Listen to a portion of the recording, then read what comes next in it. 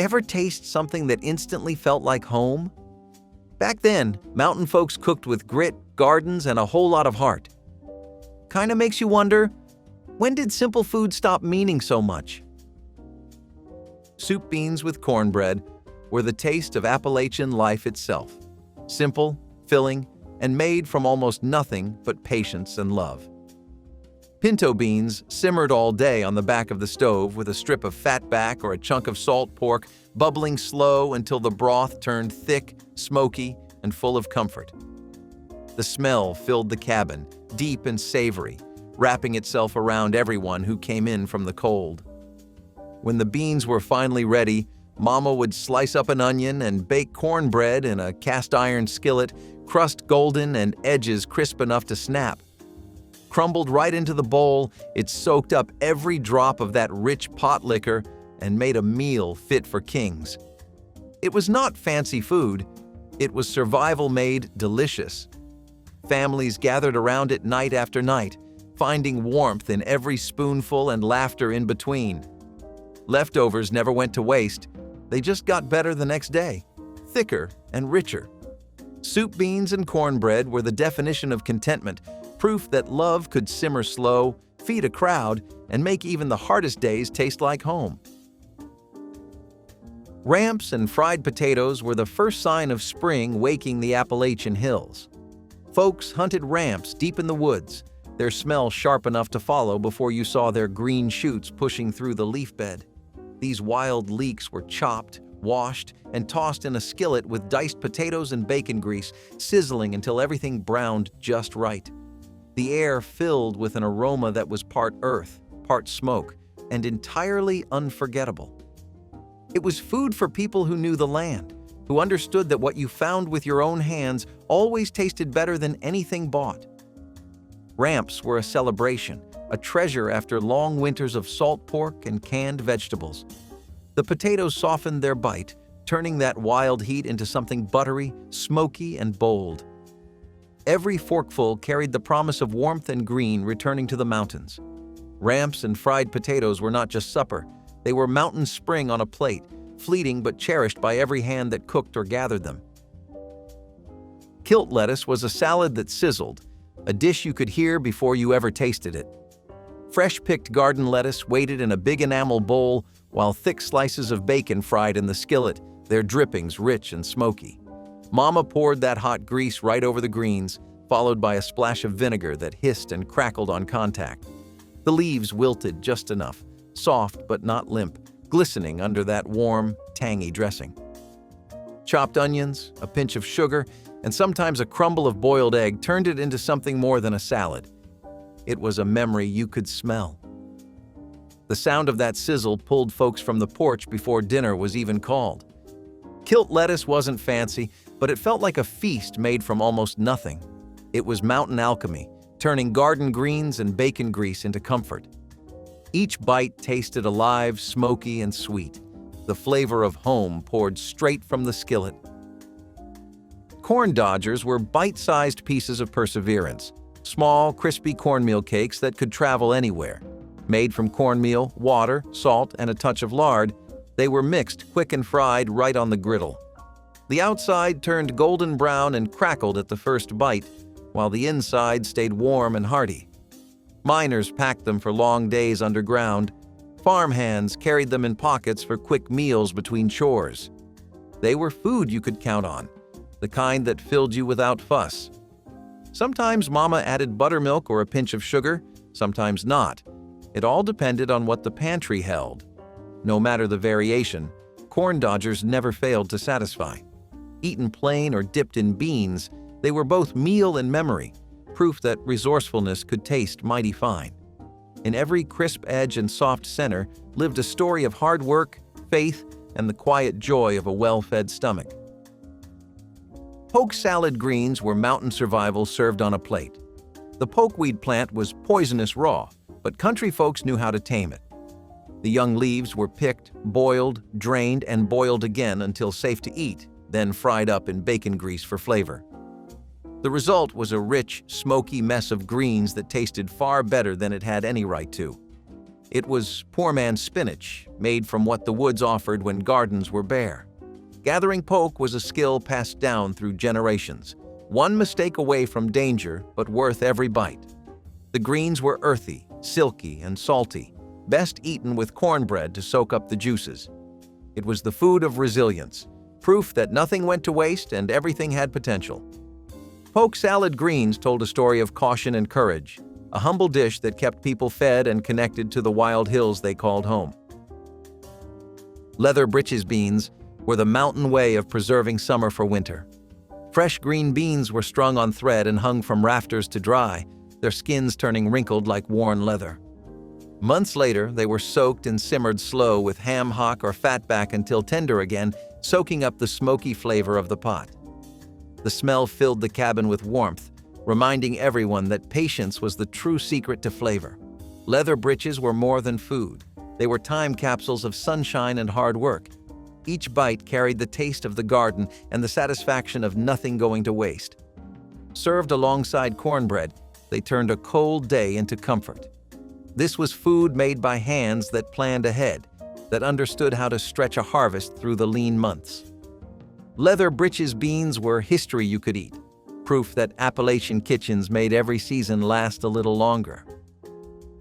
Fried apple hand pies were the sweet surprise tucked into every lunch bucket. Dried apples cooked down in sugar and cinnamon filled the house with a scent that felt like autumn and comfort combined. Mama rolled out dough by hand, spooned the filling inside, folded them over, and sealed the edges with a fork. Then they hit the skillet, frying to a golden crisp that crackled when bitten into. Inside, the apples stayed soft and spiced, their sweetness deepened by the heat. Wrapped in paper or napkins, these little pies traveled to school, fields, and church picnics, holding up better than any store-bought treat. They were the kind of dessert made to be shared or stolen, still warm and sticky from the pan. Fried apple hand pies were a reminder that love could be handheld, portable, and sweet enough to brighten even the hardest day.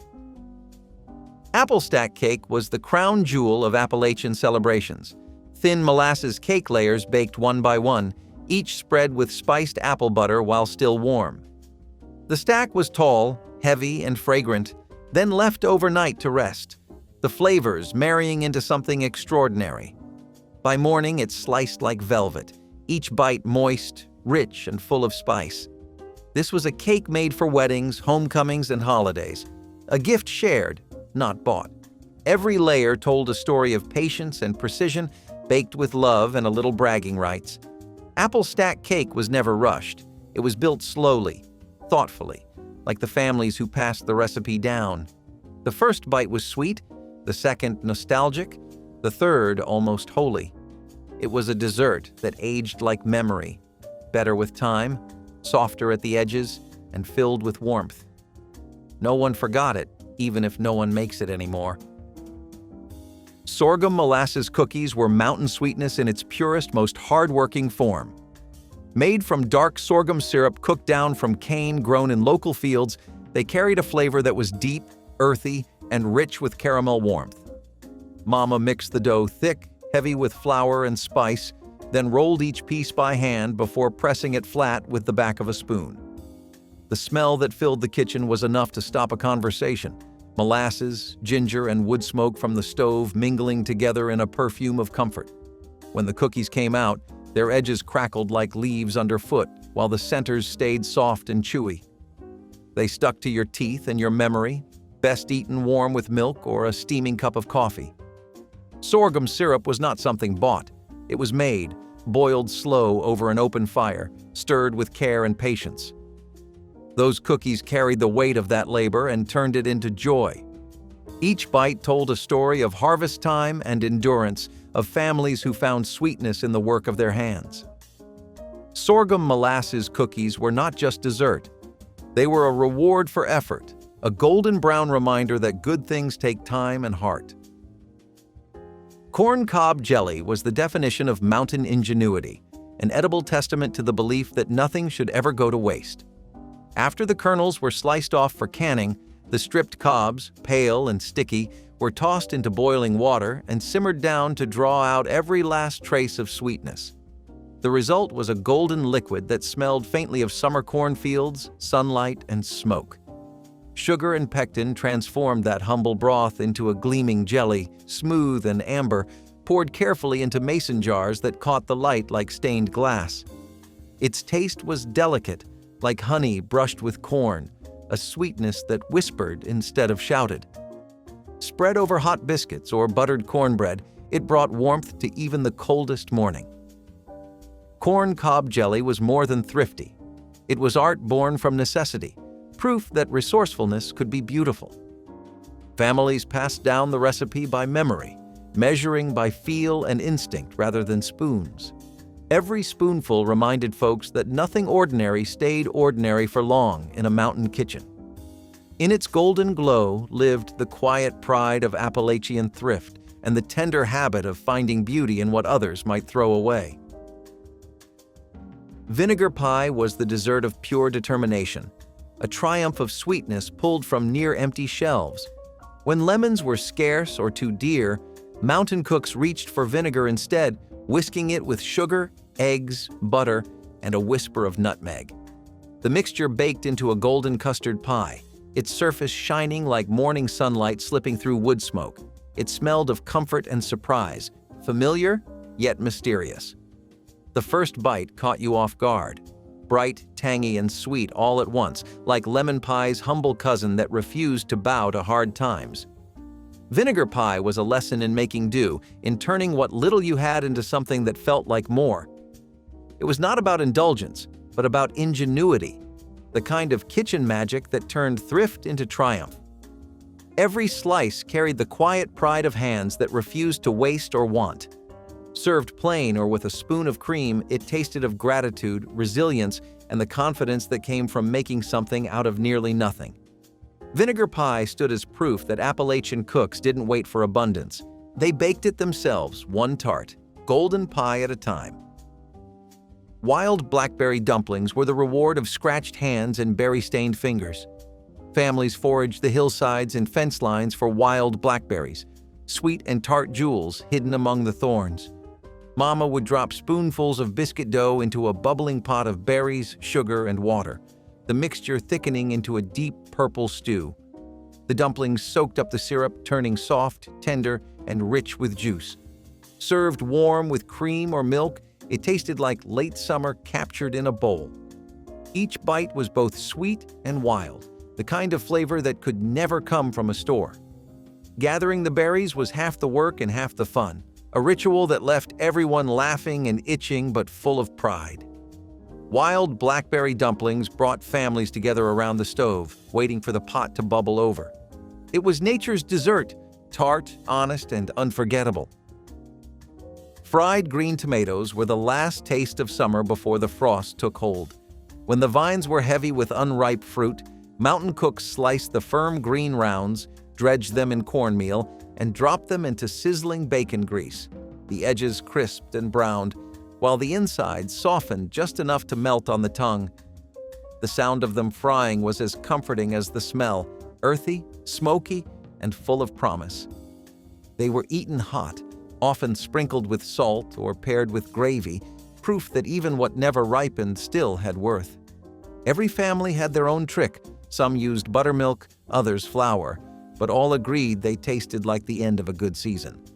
Fried green tomatoes were resilience on a plate, the kind of food that refused to be wasted. Each bite carried the tang of the garden and the warmth of home. Sawmill gravy was mountain comfort ladled straight from the skillet. Made from sausage drippings or a spoonful of bacon grease stirred with flour and milk, it turned the simplest pantry into a feast. The smell alone was enough to wake a household before sunrise. It poured thick and creamy over hot biscuits, sometimes served with fried eggs or salt pork on the side. Each bite was hearty and rich, the kind of food that fueled long days of logging, mining, or farm work. Nothing fancy, just satisfaction in spoonfuls. The name came from sawmill workers who needed cheap, filling meals to keep them steady through hard labor. Every grandmother had her own way of seasoning it, some with black pepper, others with a pinch of salt and love. Sawmill gravy proved that comfort did not need luxury, just time, skill, and good sense. Shoofly pie was the humble sweet that turned molasses into treasure. The filling was dark and sticky, made from molasses, butter, and brown sugar, poured into a flaky crust and topped with a thick crumble. As it baked, the topping browned and cracked like the earth after rain, while the filling stayed soft and sweet beneath. The smell filled the kitchen with warmth and spice, the kind that lingered long after supper. Shoofly pie was rich but simple, the kind of dessert that made the most out of little. Its name came from the flies it tempted on summer days and the families that had to wave them away before serving. Each bite was deep, smoky, and comforting, tasting of hard work and patience. In the mountains, sugar was scarce, but molasses was always near, and that's where sweetness found its home. Shoofly pie was proof that even scarcity could taste rich when baked with love. Fatback fried corn was the sound of sizzle meeting sweetness in the skillet. Fresh corn scraped from the cob mixed with salt pork grease until it turned golden and fragrant. The kernels caramelized at the edges, soaking up that smoky flavor until every bite popped with warmth. The smell alone could stop a passerby at the porch. It was a dish that turned simplicity into celebration, served with beans or biscuits, or just eaten straight from the pan. Every cob had a story, grown, picked, and cooked by hands that never wasted a thing. Fatback fried corn tasted like late summer and hard-earned satisfaction, its sweetness sharpened by the salt of survival. It was a side dish that needed no recipe, just memory and care. Every scoop carried the spirit of Appalachian thrift and the joy of good eating. Dandelion wine was liquid sunshine in a bottle brewed by hands that knew how to turn wildflowers into gold. Each spring, children gathered yellow blossoms from hillsides and meadows while the older folks prepared the jars and sugar. The petals were steeped in boiling water, strained and mixed with yeast to ferment slowly over weeks. When ready, the wine glowed golden, sweet, and slightly sharp, like laughter on the tongue.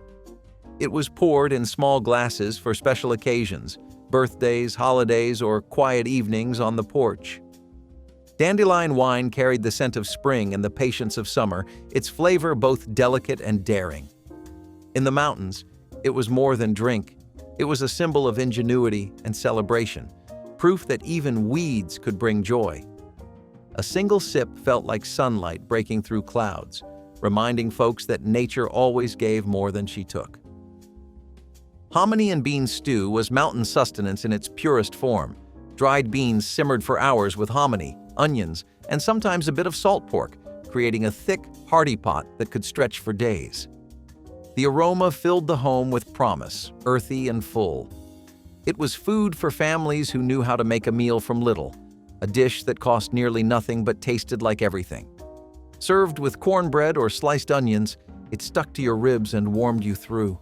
Every spoonful carried both the labor of preparation and the ease of comfort. The stew bubbled low and slow, thickening until it clung to the spoon, steaming in the cool mountain air. Hominy and bean stew was about endurance, about finding flavor where others might see only necessity.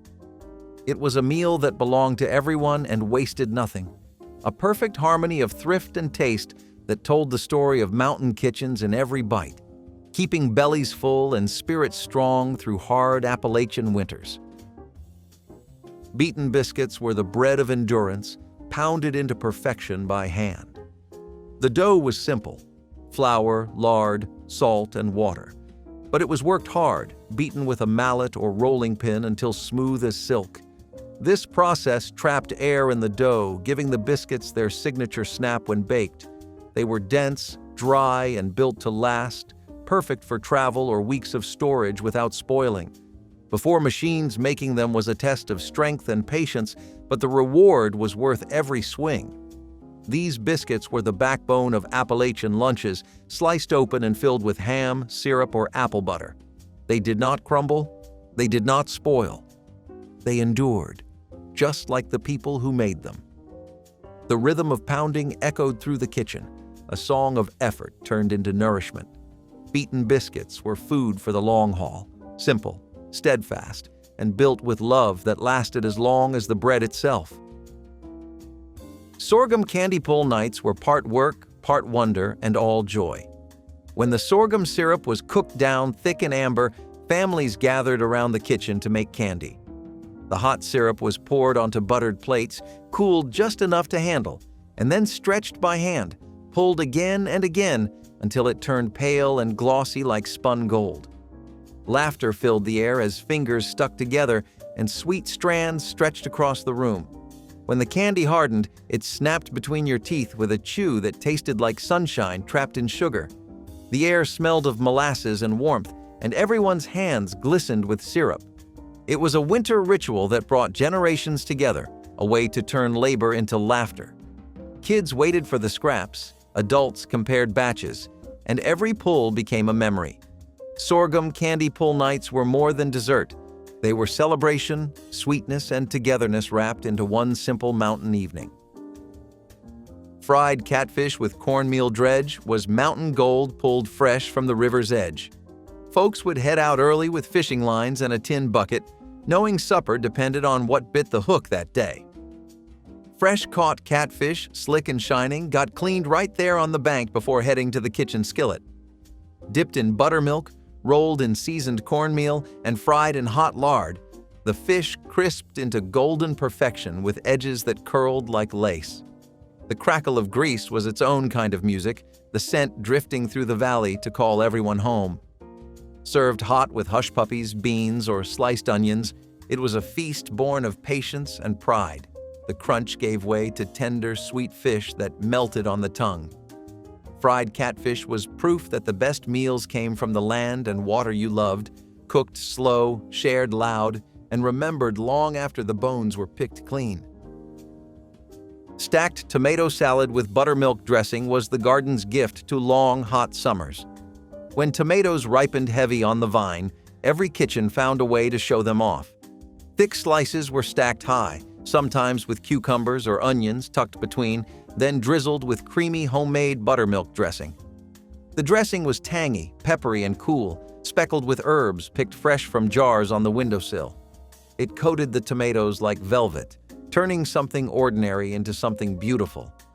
No stove, no fuss, just fresh produce and simple magic. On a summer table, the red and white layers gleamed like jewels, glistening under the evening light. It was the taste of homegrown goodness and the reward of patient gardening. Stacked tomato salad was proof that elegance could come from the earth itself, needing no garnish or ceremony. It was cool, crisp, and honest, the kind of food that tasted like sunlight and love served on a plate. Kushaw squash pie was the sweet secret of Appalachian kitchens, the humble cousin to pumpkin pie but smoother and softer. The long, green-striped Kushaw squash was prized for its mild flavor and silky texture, picked from late summer gardens and roasted until tender. The cooked flesh was mashed, sweetened with brown sugar, mixed with milk, butter, and eggs, and seasoned with cinnamon and nutmeg. As it baked, the aroma filled every corner of the house, warm and spiced with memory. The pie came out golden and glossy, the custard rich and light all at once. Served at holidays, church dinners, and quiet nights alike, it was comfort and celebration in one slice. Each bite carried the flavor of hard work rewarded and nothing wasted. It was the kind of dessert you made to share, the kind that disappeared before it cooled. Kushaw squash pie was simple, soulful, and unforgettable. The taste of Appalachian love baked into every flaky crust.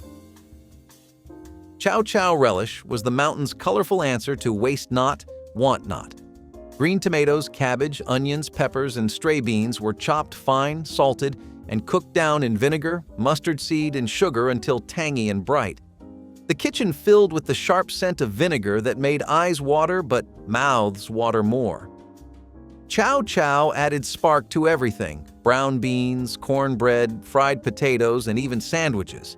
It was canned by the jarful in late summer, rows lined up on shelves like little sunsets waiting for winter. When the cold months came, that spoonful of color brought back the memory of green fields and sun. Every family had its own version, some sweeter, some fiery, but all were made with care. It was the taste of thrift and creativity, of turning odds and ends into something beautiful. Chowchow relish wasn't just food, it was Appalachian ingenuity bottled for the days when the garden slept. Cornbread milk soup was the Appalachian version of comfort food for hot days and lean weeks alike.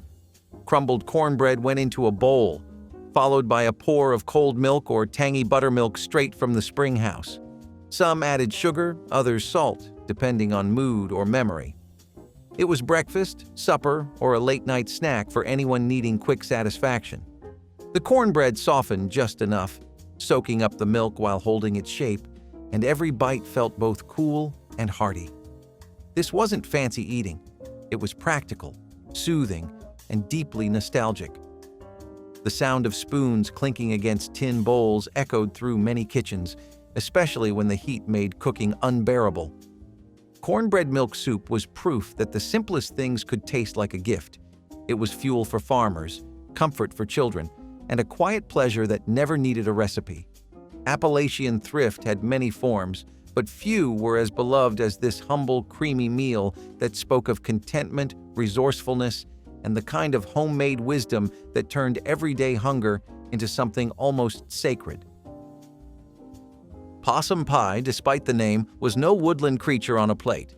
It was a clever dessert full of surprises. Layers of chocolate, cream cheese, and whipped topping rested over a pecan-studded crust, hidden beneath a dusting of cocoa. The name came from its playful trick. It played possum, pretending to be plain on the outside while hiding sweetness inside. It first appeared in small-town kitchens and church potlucks, where recipes were passed on by memory and mischief. The crust was buttery and nutty, the filling rich but balanced, cool enough to serve after a heavy Sunday meal. It quickly became a favorite, especially among those who like to laugh with their dessert. Possum pie wasn't about fancy ingredients. It was about surprise, comfort, and the joy of turning something simple into something special. Every forkful was smooth, creamy, and unapologetically Southern, a reminder that humor and sweetness often came from the same kitchen, where love, laughter, and clever hands turned thrift into delight. Rhubarb custard pie was the bright note that ended a long Appalachian winter. When rhubarb stalks pushed through the thawed ground, it meant dessert season had returned. The tart, red stalks were sliced and folded into a rich custard base made with sugar, eggs, and milk. As it baked, the tang of the rhubarb mellowed, blending perfectly with the sweet cream filling. The result was a pie that danced between sharp and smooth, every bite a little burst of spring. It was often the first fresh dessert of the year, made before berries or peaches came in. Served warm or cold, it carried a flavor that felt alive, vivid, homely, and honest. Families saved old recipes for rhubarb pie, written on yellowed paper, their edges stained from years of use. It was more than dessert. It was renewal in edible form, proof that patience and cold winters always gave way to something sweet, comforting, and full of promise. Brown beans and chowchow made up the kind of meal that didn't need meat to fill the soul. Pinto beans simmered all day in a cast-iron pot, flavored with salt pork or just salt and thyme, until they softened into something thick and hearty. A generous spoonful of chowchow relish went on top before serving, cutting through the richness with vinegar bite. The combination was balanced, complete, earthy, tangy, and deeply satisfying. Every household had its own version, some spicier, some sweeter, but all built from the same simple staples. It wasn't just dinner, it was tradition, something eaten in quiet gratitude after a long day. Brown beans and chowchow were proof that Appalachian cooking didn't need flourish, only care. The flavors spoke for themselves. Humble ingredients, tended slowly, turned into comfort. It was a plate that told a story of resilience and togetherness, one spoonful at a time, feeding hearts as much as hunger. Sweet milk pie was mountain custard in its simplest, most beautiful form. Made from just milk, sugar, eggs, and butter, it baked into a silky golden dessert with a hint of vanilla and memory. The filling puffed slightly in the oven before settling smooth as glass. It was served warm from the pan or chilled overnight, sliced into wedges that gleamed like sunshine on porcelain plates. There was no trick, no secret ingredient, just pure, wholesome goodness. Families turned to it when money was short, but a little sweetness was needed. Sweet milk pie reminded everyone that abundance could be found in the simplest things. It was both humble and elegant, a dessert that asked for little and gave plenty. Every bite carried the flavor of care and patience, the quiet magic of mountain kitchens where nothing fancy was ever required to make something unforgettable. Just steady hands and love passed down through generations. Cabbage and bacon fried slaw was a skillet favorite that proved salads could sizzle. Thinly shredded cabbage met hot bacon grease, sizzling down until tender, smoky, and rich. A splash of vinegar and a pinch of sugar turned it tangy, balancing the salt and fat perfectly. The smell alone was enough to draw people from across the yard. It was served warm, straight from the pan, with beans or pork chops or just a hunk of cornbread. Unlike cold slaw, this version was hearty and bold, a dish meant for real hunger. Bacon bits clung to the cabbage ribbons, caramelizing at the edges while the center stayed soft. It was comfort disguised as a side dish, something that made every meal feel whole. Cabbage and bacon fried slaw was quick, cheap, and downright delicious. The kind of food that spoke in flavor instead of words. Simple but full of pride and satisfaction. Cornmeal mush with drippings was the ultimate proof that Appalachian cooks could turn yesterday's leftovers into today's comfort. First, you stirred cornmeal into salted water until it thickened into a firm porridge, poured it into pans, and let it cool overnight. The next morning, those firm slabs were sliced and fried in hot bacon grease until the edges crisped brown and the centers stayed creamy and soft. The smell alone was enough to pull folks from their beds, as rich and tempting as any feast. Poured over with white gravy or syrup, it became a breakfast fit for a hard day's work. Families who had little knew how to stretch every grain, every drop of grease, and every bit of effort. The crackle from the skillet told them they had done it right. Cornmeal mush with drippings was more than a meal. It was a quiet triumph. It fed the body and reminded the heart that nothing had gone to waste. Each bite tasted like patience, creativity, and pride, the kind only born from making do. What began as simple porridge became a golden slice of home that fed generations through thick and thin. Bear-fat biscuits carried the taste of hard wilderness living and the quiet ingenuity of hunters who used every resource. When butter or lard ran out, rendered bear fat provided a rich, earthy flavor and the perfect texture for flaky biscuits cooked in heavy cast-iron pans over open fires. Hunters melted the fat slowly to remove impurities, then mixed it with flour, a pinch of salt, and cold spring water to form a soft dough that baked into golden rounds. The biscuits emerged tender inside with crisp edges that held the subtle smokiness of the bear itself, making them a breakfast strong enough to last through hours of tracking or chopping wood. Families living deep in the mountains often saved bear hunts for late autumn when the animals were fattened for winter, ensuring the rendered fat would last for months of baking and frying. Modern kitchens rarely use such an ingredient, yet those who remember describe a depth of flavor and resilience that ordinary butter can never equal, a flavor earned through effort and respect for the wild. Blackberry dumplings were once a highlight of southern summers, made when berries ripened along hedgerows and farm fields. Families would gather buckets of wild blackberries, then stew them with sugar until they formed a sweet, fragrant sauce. Into this bubbling mixture, cooks dropped spoonfuls of simple dough that puffed into soft dumplings as they simmered. The result was a dessert that was both filling and joyful, capturing the taste of summer in every bite. Children loved helping pick berries, often sneaking handfuls as they worked, while adults valued the chance to turn free fruit into a crowd pleaser. Blackberry dumplings were often served with milk or cream if available, making them even more indulgent. They were the kind of dish that brought neighbors together, with everyone pitching in during harvest. Today, they have nearly vanished, replaced by store-bought pies and packaged desserts. Their disappearance is a loss of flavor and tradition, because blackberry dumplings carried with them the sweetness of both the land and the season. Breaded eggplant rounds were a summer favorite that tasted like fried sunshine. Grandma would slice eggplants into thick coins, dip them in egg and breadcrumbs, sometimes with a bit of cornmeal, and fry them until golden and crisp. They were salty on the outside, creamy on the inside, and just hearty enough to stand in for meat when money was tight. You could serve them on their own, with tomato sauce, or tucked into a sandwich with melted cheese. They were messy to make and disappeared faster than she could fry them. The best ones were fresh from the garden, deep purple and still warm from the sun. Eggplant was not always a kid favorite, but this dish changed minds quickly. It was comfort food with a little bit of crunch and a lot of history. Today, eggplant shows up more in global recipes than in Grandma's style of home cooking. But back then, it was a clever way to make something simple feel satisfying. Poke salad greens were one of those dishes that demanded both courage and care. Pokeweed grew wild and fast, but it could turn dangerous if you did not boil it just right. Still, folks learned how to tame it. After boiling and rinsing it several times, they would fry it in bacon grease until tender and smoky. It became a side dish with real backbone, a plate full of green proof that mountain people could make a meal out of almost anything.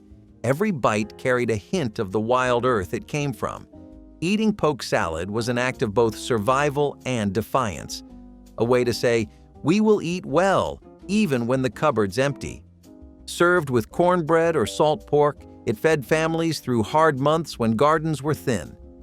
In every community that made it, poke salad greens stood for resilience, bravery, and the genius of hungry folks who refused to go without. Mountain Man breakfast skillet greeted dawn with a hearty mix designed to carry workers through the toughest day. Potatoes diced small fried first in bacon grease until edges turned crisp, followed by onions, peppers, and scraps of last night's venison or elk. Finally, eggs were cracked directly into the sizzling mixture, their yolks mingling with the rich drippings to coat every bite. The aroma filled the campsite long before the sun crested the peaks, drawing even the most exhausted hunter from his blanket. This breakfast was never fancy but always reliable, offering protein, starch, and fat in perfect balance for long hikes or chopping wood. Families sitting near the fire shared the skillet straight from the pan, passing wooden forks and stories as steam curled into the morning air.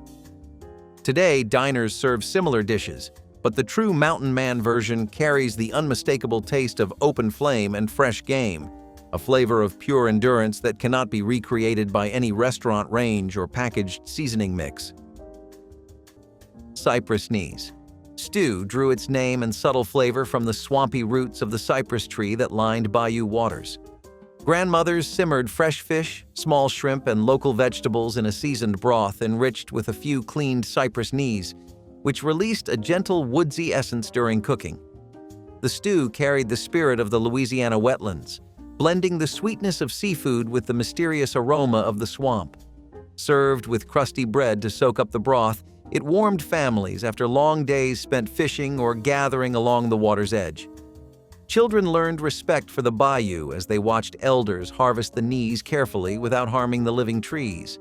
The dish reflected both reverence for nature and the inventive cooking that defined communities living close to the land. Cypress knees stew remains a rare and evocative taste of the Deep South, a recipe passed quietly from grandmother to grandchild as a celebration of place and patience. Parsnip and carrot mash was a rustic dish that felt both hearty and refined, depending on how Grandma served it. She would boil peeled carrots and parsnips until soft, then mash them with butter, salt, and just a dash of cream or broth. The result was a golden mash with a hint of sweetness and a whisper of spice, thanks to the natural flavors of the vegetables. It was lighter than mashed potatoes, but still deeply satisfying. Often served alongside roast chicken or pork, it brought color and comfort to the table. Parsnips had a stronger flavor than carrots, so Grandma would sometimes tone it down with a bit of apple or potato if she had it. The mash was served hot, usually with a pat of butter melting into the top, and it filled the kitchen with a rich, earthy smell. These days, most people skip parsnips altogether or never think to mash them, but this was a dish that stretched garden roots into something nourishing and beautiful. It was humble food made with care, and that made all the difference. Wilted lettuce salad with vinegar dressing was the forgotten side dish that brought warmth, tang, and a little bacon grease magic to family tables all across the South. You would take fresh lettuce, usually straight from the garden, pour hot bacon drippings mixed with vinegar, sugar, and a pinch of salt over the top, and watch the greens wilt down into tender, flavorful bites. It sounds odd to serve salad that way today, but back then, this was comfort food at its finest.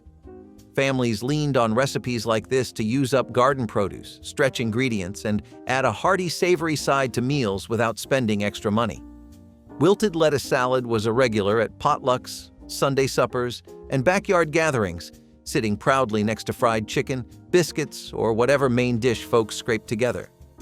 You could dress it up with sliced onions, hard-boiled eggs, or crumbled bacon when you had extra to spare. Venison stew with root vegetables was the kind of meal that made a long winter seem shorter.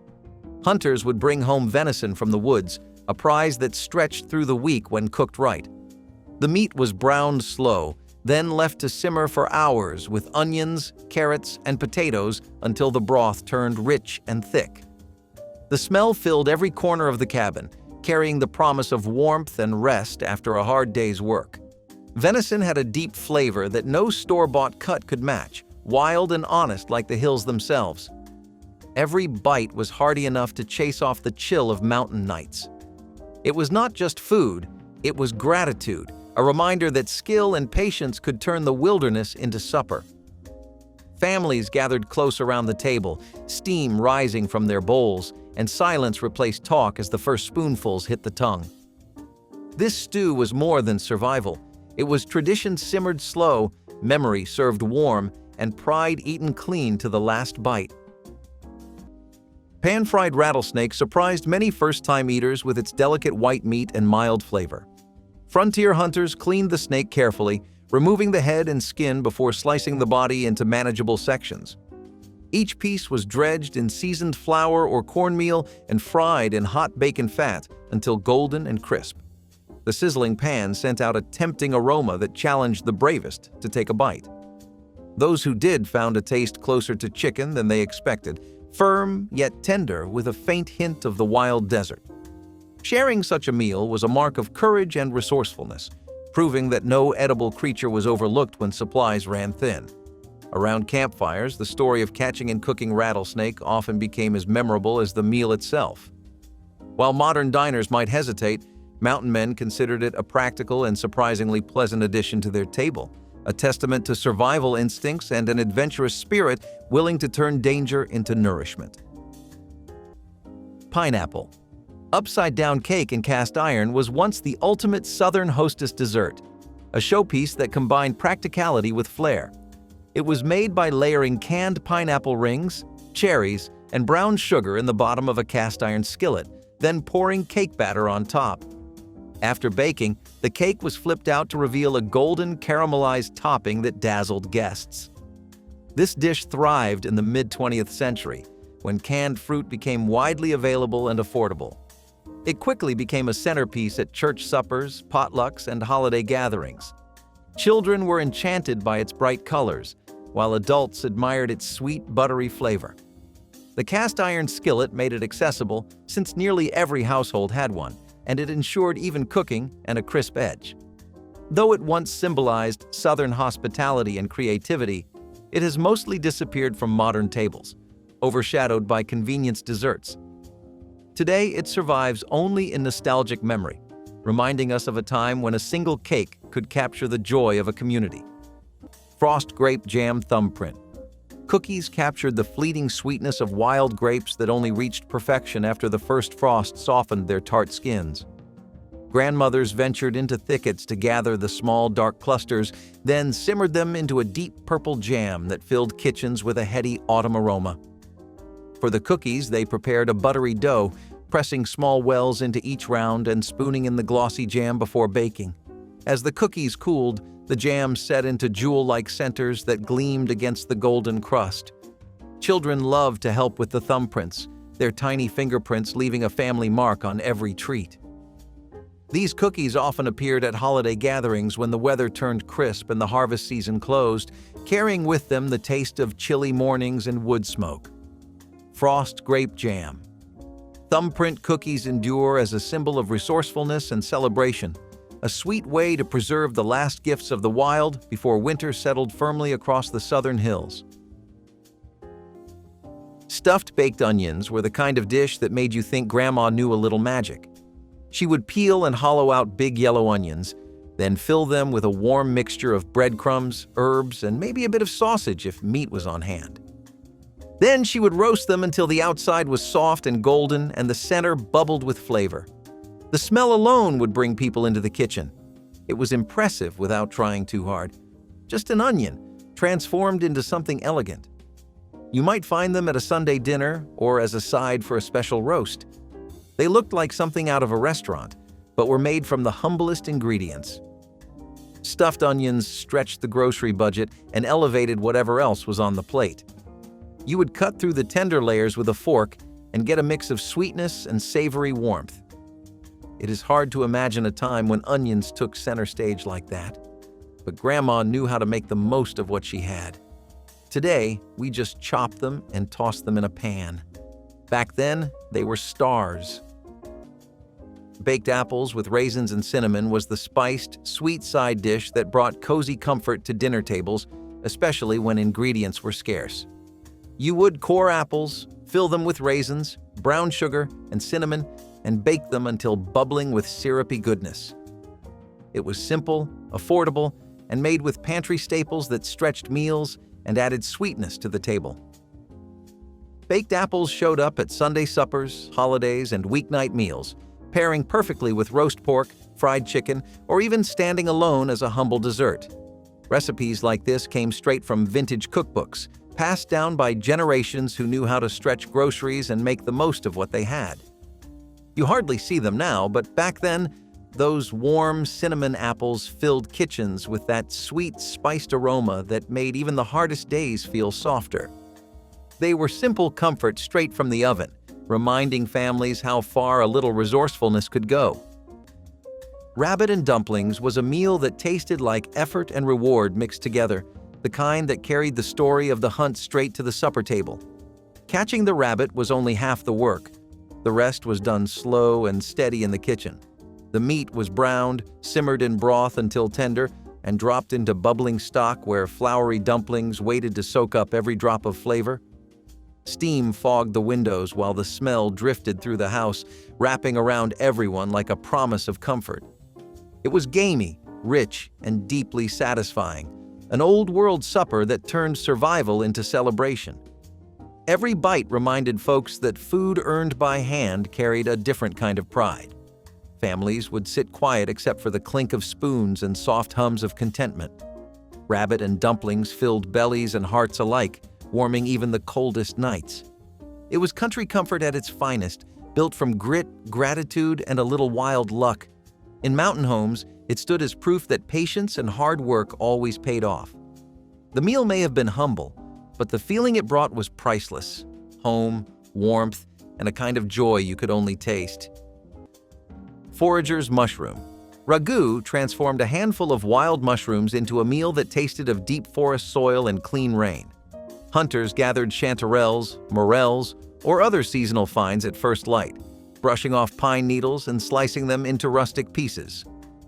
In a heavy skillet, they melted bacon fat with garlic and wild onions until the fragrance filled the clearing, then tossed in the mushrooms to sear and release their earthy juices. A splash of spring water or a spoon of cream, if available, created a silky sauce that clung to each tender bite. Served over bread or with a side of roasted roots, the ragu delivered warmth and rich umami to those who spent their days in silence among towering trees. This dish celebrated knowledge of the land, for it required careful identification and respect for nature's offerings. Modern cooks may buy farmed mushrooms year-round, but they cannot capture the sense of discovery and quiet reward that came from gathering a meal straight from the shadowed floor of the wilderness. Chess pie with vinegar was one of the South's thriftiest desserts, proving that even the poorest households could enjoy something sweet. Made from sugar, eggs, butter, and a splash of vinegar, it baked into a custard-like pie with a tangy edge. The vinegar cut the sweetness, balancing the richness of the filling and making it unique. Families loved chess pie because the ingredients were always on hand, no matter how tight the budget. It was served at Sunday dinners, holidays, and gatherings, offering comfort and familiarity.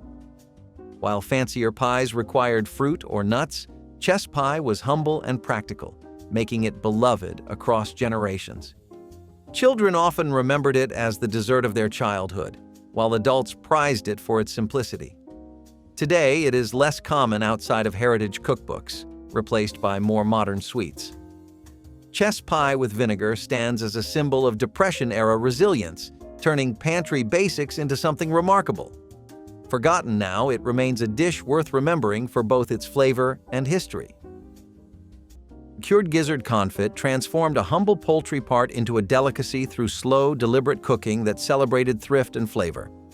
Grandmothers cleaned the gizzards carefully, seasoning them with salt, pepper, and garden herbs before submerging them in rendered fat from the same bird. Over hours of gentle heat, the tough muscle relaxed into silky tenderness while absorbing every note of seasoning. Once cooled, the gizzards were stored in their own fat, ready to be crisped in a hot skillet or served cold with pickled vegetables. This method ensured nothing from the chicken went to waste and provided a ready source of protein through busy weeks. Guests were often surprised by the rich taste that rivaled more expensive cuts of meat, proving that economy and elegance could share the same plate.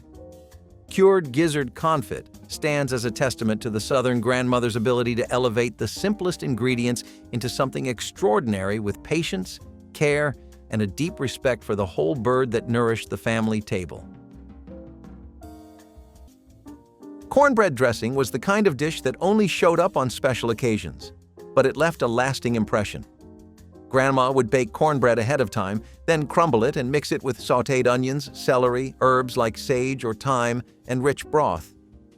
Sometimes there were bits of sausage or chopped hard-boiled eggs, depending on what was in the pantry. Then it was baked until the top was crisp and the inside soft and steamy. It was served alongside turkey, of course, but also made appearances next to pork roasts or stewed chicken. Cornbread dressing was hearty, flavorful, and deeply Southern in its bones. It filled the kitchen with the smell of warmth and care. Everyone had their own version, passed down like a secret. Now, boxed stuffing mixes have replaced it on most tables, but that homemade blend of savory herbs and cornmeal still lives on in memories. Some things boxed breadcrumbs can never replace. Squirrel stew was born from the woods, not the market.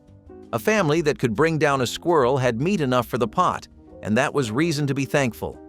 Dressed, chopped, and simmered with onions, potatoes, and carrots, it became a thick, rich stew that smelled like Sunday comfort. No one thought twice about it. Hunting was just part of living. The flavor was earthy and wild, something that no city meal could imitate. Children learned early that nothing caught went to waste, and every bite carried the story of skill and effort. When times were lean, squirrel stew brought warmth, protein, and pride. It was not fancy, but it was honest and filling, the kind of food that fed both body and spirit. Around the table, folks shared not just supper, but the satisfaction of making something good from the land itself. Wild greens and cornmeal dumplings were a springtime blessing after long winters of canned food and dried beans. Women and children took to the hills with baskets picking pokeweed, dandelion, and mustard greens before they grew too bitter. Back home, the greens were boiled in salted water, then simmered in broth with dollops of soft cornmeal batter dropped right in. The dumplings puffed and thickened the pot, turning humble greens into a full meal. A bit of pork grease or smoked bone added the richness that money could not buy. This dish was as much about gathering as eating. It brought people together, walking the ridges and swapping stories. Each bite tasted like earth waking up again, a reminder that the hills still provided if you knew where to look. It was frugal food made with heart, filling bellies while keeping traditions alive. In every spoonful was the flavor of the land itself, wild, fresh, and honest. Wood stove. Corn pone was the quick answer to hunger when daylight faded and work refused to slow. Cornmeal mixed with salt, spring water, and a spoon of rendered fat formed a thick batter spread directly on the hot iron surface of a wood stove. The heat created a crisp crust while the interior stayed moist and hearty, releasing a toasty aroma that filled the room with anticipation. This simple bread needed no yeast or rising time, making it perfect for weary travelers and families returning from long days in the field. A slice eaten plain carried smoky sweetness, while a dab of wild honey or a drizzle of sorghum turned it into a rare treat. Children loved the crunchy edges and cooks loved the speed, proof that a satisfying meal could be made from the humblest ingredients. Modern ovens may produce perfect loaves, but they cannot capture the flavor of corn pone cooked directly on iron heated by crackling wood, a taste tied forever to the rhythm of frontier evenings. Hogshead cheese was a dish that made full use of an animal, born from nose-to-tail traditions where nothing could be wasted. Despite its name, it contained no cheese at all, but was instead a cold cut made by boiling the head of a pig with spices, onions, and vinegar until the meat and gelatin formed a solid loaf. Once chilled, it was sliced and served cold, often with crackers or bread. For rural Southerners, hogshead cheese was practical, economical, and surprisingly flavorful. It reflected a time when families valued every scrap and could not afford to throw anything away. Children might have balked at the idea, but many adults treasured its rich taste. Hogshead cheese was also sold in local butcher shops and became a staple of working-class lunches. Today, it is rare to find outside specialty stores or heritage festivals, its strong flavor and rustic origins falling out of favor. Still, it tells the story of thrift, resilience, and respect for every part of the hog. Creamed sweet onions were considered a bit fancy in Grandma's day, but they were easy enough to make on any evening that called for something comforting. She would simmer peeled pearl onions or chopped sweet onions until just soft, then cover them in a rich buttery cream sauce made with milk, flour, and a pinch of salt.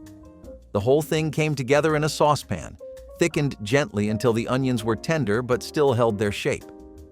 Served in a shallow bowl, creamed onions brought warmth to a plate of roast beef or pork chops. They were mild, slightly sweet, and had a depth that came from slow cooking and patience. These onions were often seen on Thanksgiving tables or Sunday spreads, adding elegance without flash. You do not see them much now, too subtle maybe, or too old-fashioned. But one bite of those soft, creamy onions and you remember what made them special. Soup beans and fatback were more than supper, they were the week's anchor.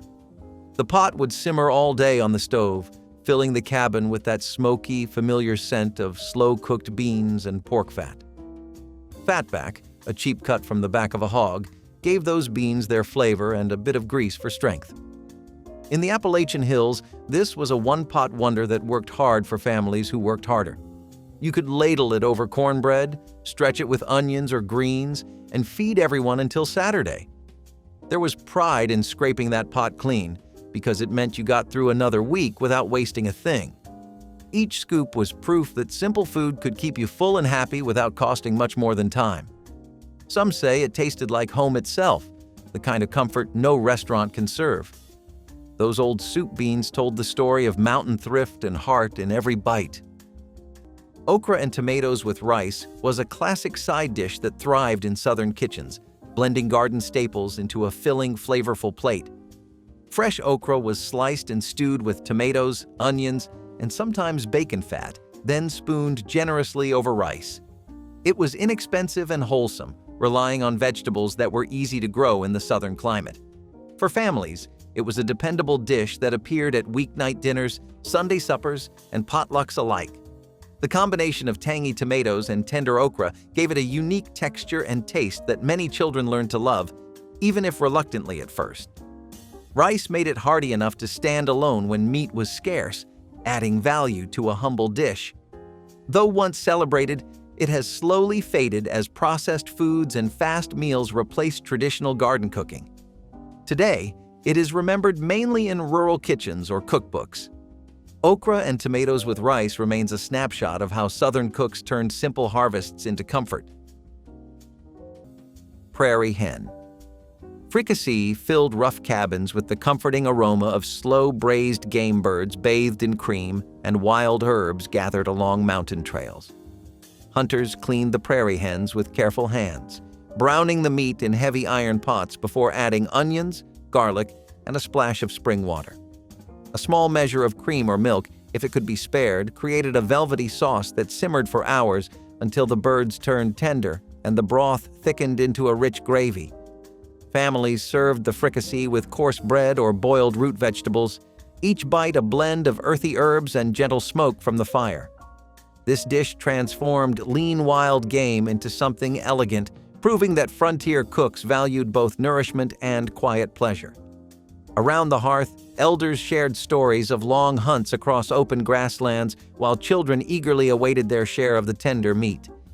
Though prairie hens have grown scarce and cream is no longer a rare treasure, the memory of this rustic yet graceful meal remains a tribute to patience and the simple luxury of good company. Got a favorite mountain recipe that still warms your heart? Tell us in the comments, tap that like button like you're ringing the supper bell, and subscribe for more stories simmered slow and served with love.